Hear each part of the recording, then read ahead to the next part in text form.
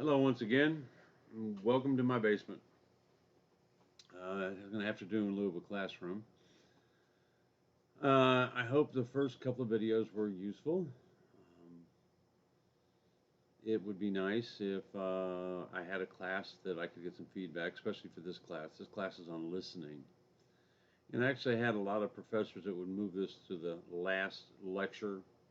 To me, it doesn't make sense. I think it needs to be one of the first. That's why I keep it in sequence chapter 3. We need to learn to listen better. We need to be better listeners to be better communicators. So let's talk about a few things. To begin with, listening is very important.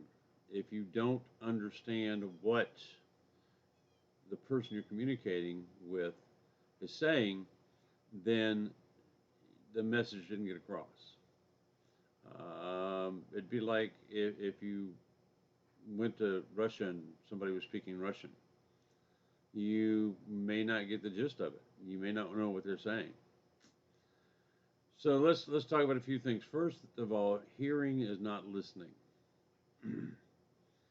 Hearing is a biological function.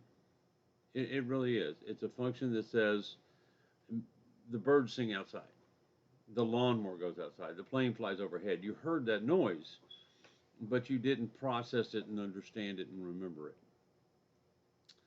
Now the listening, you need to you need to absorb the information. You need to pay close attention. You need to be critical. You need to delve into what they're saying, especially now at the time of year when we're having more and more political ads come up that say, I'm the best, I do this, I do that, I fix this, I fix that. You need to be critical of all those people. There's a couple of different types of listening the book talks about. One of them is called appreciative listening. And once again, this is where I miss the feedback from the students because I say, what is appreciative listening? And I start getting some answers, and most of them are correct. Music is appreciative listening. It's something you listen to because you enjoy it. Speakers, I have appreciative listening for speakers. I'm in Rotary and I go every week, and well, right now it's online, but I appreciate listening to the people and I enjoy it.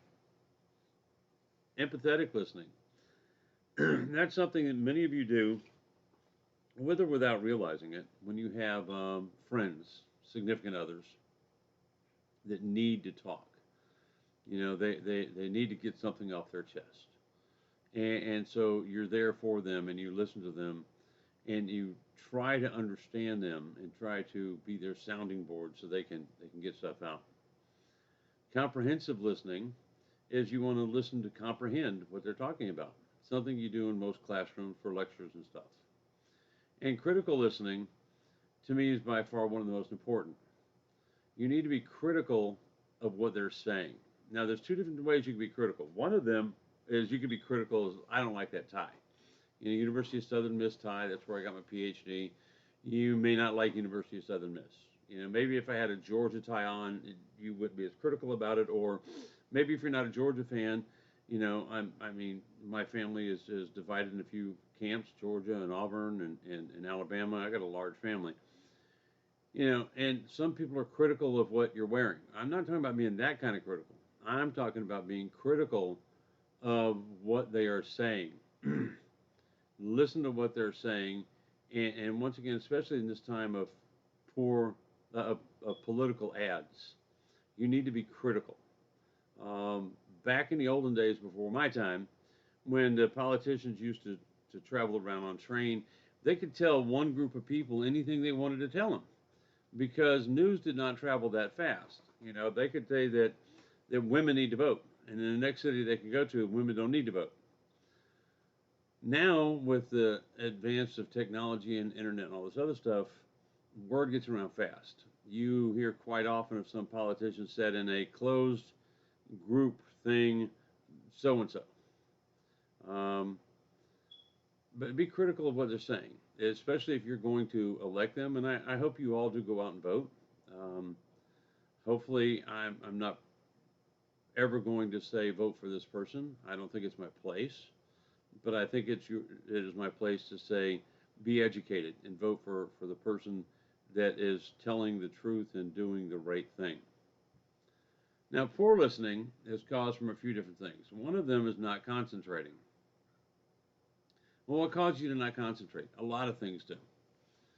Not concentrating could be because you were out late last night and you didn't get home and you had to get up early for a class. And with that, it's interfering with your ability to pay attention. Not concentrating could be you don't care about the subject. You know, there's certain things that just don't interest me, but I try to concentrate when I listen to them. Not concentrating could be you're sick, you're ill. It could be you have a family member that is not doing well, and you're thinking about them. I know when I was going working on my PhD, my daughter was pregnant, and so I was in another state, and so it was oftentimes that something would trigger my thoughts of her, and it was difficult to concentrate on what I was doing. Um, Music sometimes will cause you to listen to the music instead of listen to something else going on. So you need to concentrate. Sometimes listening too hard is a problem. It kind of doesn't sound right, but if you try to catch every word, if you've got to get every word, if you've got to understand everything, a lot of times you miss a lot of it because you're trying to focus on everything. Jumping to conclusions. Um, that's a fault that many of us have. I was in a change of command ceremony with a new commander, and he started talking. Well, you know, we did so and so, and I thought, oh my lord, this guy's from the Appalachian Mountains. He was from West Virginia, and his family tree doesn't have any forks in it. And but it turned out the guy had a PhD and two masters. He was just not articulate. But I jumped to the conclusion that he was ignorant because of the way he was talking, and I was wrong for doing that. Focusing on the delivery or the appearance, once again, like I said, of the tie, or a stain on a pocket, or if I walked into class with a baseball hat on backwards, shorts, flip flops, and a tank top, would probably be saying this guy doesn't know what he's doing. On the other hand, if I went to somewhere to talk about ecology and the outdoors, and I had a suit and a tie on, it wouldn't look appropriate. So, like Oxbow Meadows. So, a lot of times we focus on the delivery or the appearance, and it throws a curve. Now, how can you become a better listener? Number one, you have to be serious about it. You have to take the time to focus on what they're talking about, whether it's in an interpersonal relationship or in a classroom or in an auditorium where somebody's speaking. You have to apply yourself. You have to be an active listener. Focus, listen to it, sit up straight, think about what they're saying, resist distractions. If there's I don't know, some kids playing outside, and you think, man, I'd like to be out there playing ball with them. It's a distraction you have to put aside. Note taking is important. Some people can take better notes than others. I've had some wonderful instructors that told great stories, and I learned from storytelling, and I would forget to write stuff down. But luckily, their stories made it easier to remember. Practice is an important thing. Now, I'm going to read 5 sentences, and what I'd like you to do is write them down, not as I say them, but after I get done saying them. And it's a way to build your ability to listen. Now, each sentence will get a little longer, a little more complicated. And I love doing this in classroom because I get feedback watching the students. But I want to try this the first time I've tried it online, so I'm going to try it, and we'll see how you do. So get a pencil, paper, pause this video, get you a pencil and paper, and when you're ready, start it again. I will read each sentence one time, and after I finish reading it, you write it down, and we'll see how you do. First sentence. Everyone at the game wore a red shirt.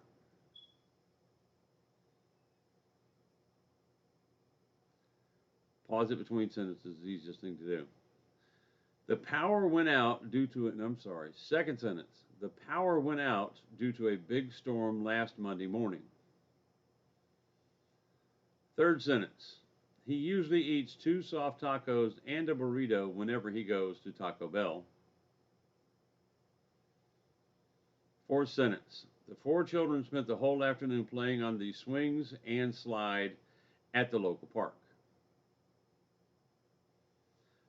Fifth sentence. After running for miles on the beach, a young woman walked a mile in order to cool down and then went home. Now, I read that wrong, so let me read that again. After running 4 miles on the beach, the young woman walked another mile in order to cool down and then went home. Excuse me. Now, the objective here is to write it down.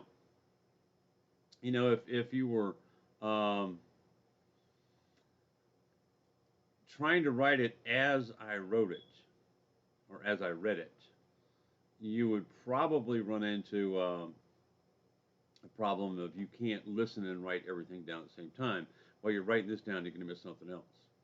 Now, this is actually a very good exercise. After it's over, you can go to my speaker notes and read the sentences and see how well you did. One thing that often throws people is on the fifth one. It says, after running 4 miles on the beach, the young woman walked another mile in order to cool down and then went home. Is that for F-O-R or for F-O-U-R? Either one would work, but they mean 2 different things. So how did you interpret that? It's harder than you think it is. You can't do both. You can't listen and write at the same time. And professors never shut up. Now, the advantage to this is you can pause it and roll back and listen to it again.